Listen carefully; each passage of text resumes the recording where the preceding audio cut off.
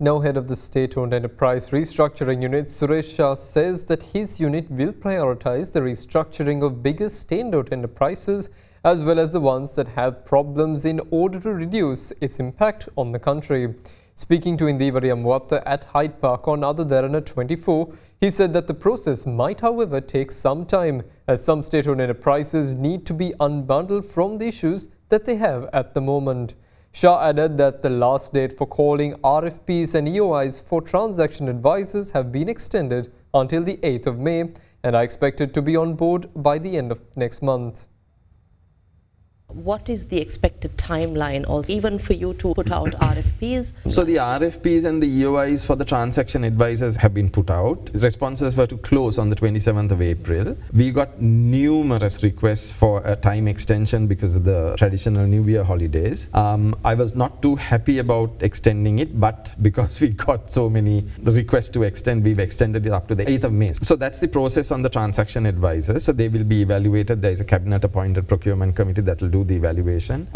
Hopefully towards end of May we'll have transaction advisors in place. Then of course from that point onwards, in terms of calling for proposals from investors, it depends on the enterprise, because the transaction advisors and us, there is work to be done. We need to do what's called a sell side due diligence, which is understand the pros and cons of the company, what the assets, the liabilities, are there hidden liabilities, are there hidden assets. So we need to do some cleaning up, which is the sell side due diligence. Then valuations will have to be done. We'll have to create data rooms which allow investors to come access data freely so that they can make an informed decision. So there are things that need to be done. This is going to take time. So the more complex entities will take longer, the less complex entities, less time. And there are complications. So I'll give you an example. If you take, say, Sri Lanka insurance, the insurance law in the country specifies that an insurer cannot have both life and general insurance under the same legal entity. But Sri Lanka Insurance Corporation, because it was government, for some reason was allowed to continue as a single entity, although it was very much against the law. Now this is one of the problems of state-owned enterprises, right? They get special treatment. So before a transaction can be done on Sri Lanka insurance, it has to be unbundled. So now that's an additional complexity. So we've got to work through all these things. So depending on the enterprise, the time will take. How are you going to work on this due diligence? Are you going to hire an outside party? Because we've also seen governments spend large sums of money on parties, either to carry out different services or due diligence or anything. But at times they're useful, at times, well, they're questionable. So what is your plan here? The due diligence, it's a couple of things. So there is due diligence, there is valuation, setting up the data room. So like this, there will be an extent of marketing. So there are these 5 or 6 things that a transaction advisor will have to do with respect to any entity. We don't have the capability. Well, you can set up the capability, but it's A, time consuming, B, it's extremely expensive to do that, and then once some of these things get done, then what you do with all those people. So these are all things that have been outsourced to transaction advisors. Transaction advisors are usually investment banks, then of course the big 4 accounting firms.